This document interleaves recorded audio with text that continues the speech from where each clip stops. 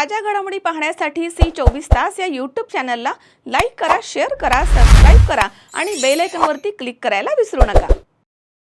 पारनेर शहरामधील विविध विकास कामं तसेच आशियाई विकास बँकेच्या अर्थसहाय्यामधून सुरू असलेल्या रस्ते प्रकल्पाच्या कामांचा आढावा घेण्यासाठी खासदार निलेश लंके यांच्या उपस्थितीमध्ये गुरुवारी पारनेर नगरपंचायत सभागृहात नियोजन बैठक संपन्न झाली आहे। तर बैठकीमध्ये शहरामधून सुरू होणाऱ्या रस्ते प्रकल्पाच्या अंमलबजावणीमध्ये अडचणी तसेच वाहतूक व्यवस्थापन, नागरिकांना होणारा त्रास कमी करण्यासाठी उपाययोजना तसेच नगरपंचायत हद्दीमधील विविध प्रलंबित विकास कामांवरती सविस्तर चर्चा करण्यात आली। संबंधित विभागांनी कामाचा दर्जा आणि गती कायम राखत नियोजनबद्ध पद्धतीने कामे पूर्ण करण्याच्या सूचना खासदार लंके यांनी दिल्या आहेत। तर यावेळी खासदार निलेश लंके यांच्या उपस्थितीमध्ये बाजार समितीचे सभापती गंगाराम बेलकर यांच्या हस्ते अग्निशामक वाहनासाठी शेड उभारणीचे उद्घाटन करण्यात आले। तर यावेळी तहसीलदार गायत्री सौंदने, पारनेर बाजार समितीचे सभापती गंगाराम बेलकर तसेच आवटी राष्ट्रवादीचे जिल्हा उपाध्यक्ष अर्जुन भालेकर, डॉक्टर बाळासाहेब कावरे तसेच नगराध्यक्ष डॉक्टर विद्या कावरे, उपनगराध्यक्ष सुप्रिया शिंदे, माजी नगराध्यक्ष नितीन अडसूळ, माजी उपनगराध्यक्ष सुरेखा भालेकर, मुख्य कार्यकारी अधिकारी नगरपंचायत प्रियंका शिंदे, योगेश मते, भूषण शेलार, राजू शेख, ऋषिकेश गंधाडे, अमित जाधव, शुभम देशमुख, वसीम राजे, डॉक्टर सादिक राजे तसेच रायभान आवटी, दीपक नाईक, शाहीर गायकवाड, डॉक्टर सचिन औटी, चंद्रकांत कावरे, बाळासाहेब नगरे, दादा शेटे, शिवाजी लंके तसेच विविध पदाधिकारी, नगरसेवक आणि नागरिक यांची उपस्थिती होती।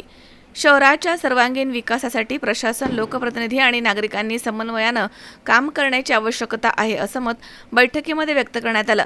विकास कामे वेळेमध्ये आणि गुणवत्तापूर्ण पद्धतीने पूर्ण करण्यासाठी आवश्यक ती कारवाई करण्यात येणार आहे अशी माहिती यावेळी देण्यात आली आहे।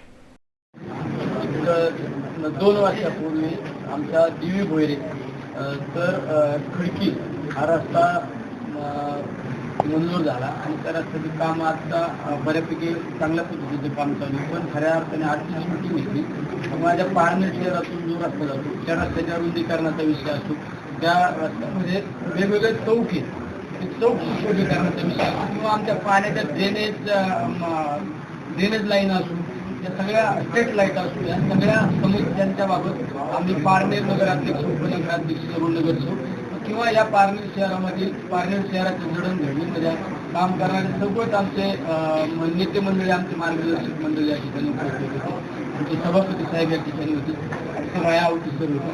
तर या सगळ्यांच्या उपस्थितीमध्ये ही बैठक आयोजित केली। संबंधित विभागाचे अधिकारी, संबंधित कॉन्ट्रॅक्टर होते या ठिकाणी, त्यामुळे त्या सगळ्या काही सूचना केलेल्या आहेत आणि निश्चित त्या सूचनेच्या अनुसार तो रस्ता जो रस्ता DPR मध्ये मंजूर आहे त्या पद्धतीने तो रस्ता केला जाईल। ज्या ज्या ठिकाणी अजून आपल्याला ॲडिशनल तरतुदी करणं आवश्यक आहे, बऱ्याच आमच्या या नगरसेवकांनी, आमच्या नगराध्यक्षांनी, आमच्या योगेश मतेंनी सांगितलं की स्ट्रीट लाईट टाकली पाहिजे, चौक सुशोभीकरण केलं पाहिजे। तर याला जर आता सध्या जर तरतूद नसेल ती तरतूद करून ते चांगल्या पद्धतीने रस्ता केला जाईल। आणि जे ब्लॅक स्पॉट आमच्या काही नगरसेवकांनी सांगितलं की ब्लॅक स्पॉट आहे, जे ब्लॅक स्पॉट कधी तयार होतो ज्या ठिकाणी टर्न असतो, टर्न कुठंतरी आपण टर्न कशामुळे निर्माण होतो, वळण कशामुळे निर्माण होतं, कुठंतरी आपण एखाद्याचा अतिक्रमण न काढल्यामुळं तो रस्ता स्ट्रेट न घेतल्यामुळं ते वळण तयार होतं आणि तो नंतर ब्लॅक स्पॉट होतो आणि तिथं ॲक्सिडेंट होता। त्यामुळं कुठले सगळे ब्लॅक स्पॉट काढायचे हे सुद्धा ठरलेले। आमच्या मधने फाट्याकडे जाणारा रस्ता आमच्या नगराध्यक्ष नितीन रावांनी सांगितलं की तिथं सुद्धा एक चौक झाला पाहिजे, कारण आता औद्योगिकरण त्या भागामध्ये वाढलेलं आहे। जर हा रस्ता चांगल्या पद्धतीने झाला आणि माझ्या पारनेर शहरामध्ये येणारा ज्यावेळेस आलेला माणसाला जर शहराचं रूप आपल्याला जर पाहायला मिळते निश्चित त्याची डेव्हलपमेंट होणार आहे। कारण हाकेच्या अंतरावर आमची मत्स्य भाटा MID चालू होत आहे, तर मत्स्य भाट्याच्या MID राहणाऱ्या प्रत्येक कामगाराला पारनेरमध्ये येणं सोपं राहणार आहे। त्यामुळं भविष्यामध्ये आम्ही पारनेरचा ज्या पद्धतीचा रस्ता होतो तसाच रस्ता आमचा वडनेर फाटा ते आमचा पडवे फाट्यापर्यंत किंवा आमच्या गणपती फाट्यापर्यंत आमच्या मत्स्य फाट्यापर्यंत सुद्धा चांगल्या पद्धतीचा रस्ता करण्यात येतो।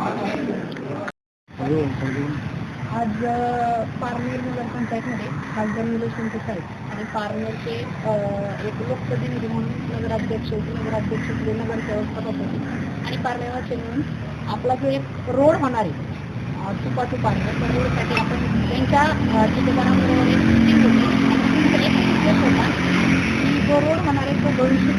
दृष्टीने पारनेरचा विकासाच्या दृष्टीने चांगला व्हावा म्हणून DPR मंजूर जसा आहे रोडचा त्यानुसारच रोड झाला पाहिजे. आणि हा रोड होताना कदाचित काही जणांचं जे अतिक्रमणाचा विषय आहे त्याच्यामध्ये काहींना असं वाटतं की आमची जागा जाईल किंवा काय, तर हा विषय हा भविष्यासाठी विचार करून आम्ही त्यांना हे सांगितलेलं आहे पुढच्या 50 वर्ष परत हा रोड होणार नाही. तर ह्या दृष्टीने रोड चांगला झाला पाहिजे, 4 लेनचा रोड झाला पाहिजे, ड्रेनेज असो, पाईपलाईन असो, स्ट्रीट लाईन असो, चौक सुशोभीकरण असो, ह्या सगळ्या गोष्टी त्याच्यात इन्क्लूड पण झाल्या पाहिजे. कुणाचंही मन न दुखावता कुठल्याही गोष्टीचा वादविवाद न होता हा रोड व्हावा एवढीच आम्ही त्यांना विनंती केलेली आहे. तसेच ह्या रोडच्या बजेटचा जो विषय आहे जरी थोडाफार निधी कमी पडला तरी खासदार साहेबांनी आपल्याला शब्द दिलेला आहे की रोड चांगला होण्यासाठी मी लाख जनतेमध्ये तुम्हाला 100% करेन. त्याच्यामुळे आम्ही फक्त ह्या मीटिंगमध्ये त्या ठेकेदारांना हेच सांगितलेलं आहे की 4 लेनचा रोड म्हणजे जेव्हा पारनेरमध्ये कोण जर एक नवीन माणूस आला तर एंट्रीला एक चांगलं शहर वाटलं पाहिजे. आम्ही एवढी चांगली सूचना केलेली आहे. आज जो पारनेर शहरासाठी एकदम महत्त्वाचा जो विषय होता रस्त्यासंदर्भात, जो देवभैरे फाटे ते खडकी खंडाळा असं त्या रस्त्याचं वर्णन आहे. खासदार साहेब ज्यावेळेस आमदार होते त्यावेळेस त्यांनी हा रस्ता बजेट प्लेटवर घेऊन जवळजवळ 365 कोटी ह्या रस्त्यासाठी टाकले. म्हणजे इतका ऐतिहासिक निधी त्यावेळेस आपल्या पारनेर शहराला आणि तालुक्याला मिळून दिला.